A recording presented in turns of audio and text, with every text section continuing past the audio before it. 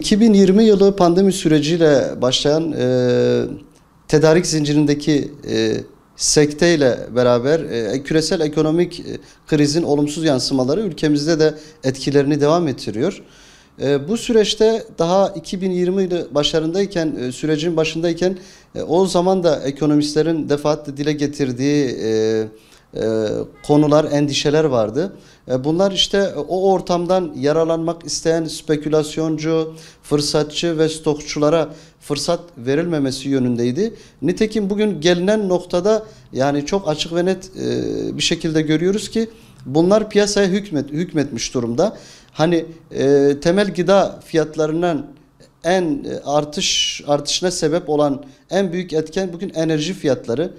Bunu bahane gösteren fırsatçılar işte o günün şartlarında 30 liraya kadar çıkan bir akaryakıt fiyatının bugün 20'lere düşmesi neticesinde de fiyatların aynı oranda düşmediğini ve daha çok arttığını gördüğümüzde bunun bir şekilde doğru orantılı bir şekilde yürümediğini görüyoruz. Yani dolayısıyla çok ciddi bir denetim eksikliğini, denetim mekanizmasının her ne kadar devreye konulduğu söylense de eksik bir şekilde devrede olduğunu görüyoruz. Çünkü o dönemle başlayan bir takım hamleler geldi hükümetten. İşte tarım kredi marketleri kuruldu, haksız rekabet kurulu oluşturuldu, gıda fiyatlarının temel gıda ürünlerinde KDV %8'den %1'e indirildi. Buna benzer birçok çalışma yapılmasına rağmen fiyatlarda hala bir düşüş meydana gelmedi. Yani dolayısıyla bu düşüşlerin makul seviyelere inmesi noktasında hükümetin, devletin biraz daha aktif bir denetim mekanizmasını oluşturması lazım. Yoksa bu iş yine bu piyasacılara, bu stokçulara, bu fırsatçılara kalıyor.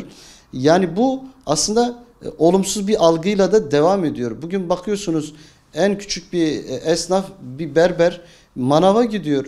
Bir domatesin fiyatını 20-30 liradan aldığı zaman kafasında otomatikman diyor ki ya benim tıraşımın değeri de en az bir 50 lira olması gerekir diye düşünüyor. Ve bu toplumsal olarak zincirleme olarak devam ediyor. Herkes kendi tarafından, satıcısı, pazarlamacısı, perakendecisi herkes kendi tarafından bir fiyat artırma yoluna, bir fiyat biçme rolüne giriyor. Bu da dolayısıyla piyasaları çok olumsuz bir şekilde etkiliyor. İşte tam da bu noktada hükümetin, devletin ciddi bir denetim mekanizmasını oluşturması, sağlam, aktif ve faal bir şekilde bunu devreye koyması gerekiyor ki bugün piyasada çok ciddi bir mağaza enflasyonunun olduğunu da görüyoruz. Piyasa maalesef birkaç zincir mağazayla yürüyor. Bunların tekelinden de kurtulmamız gerekiyor açıkçası.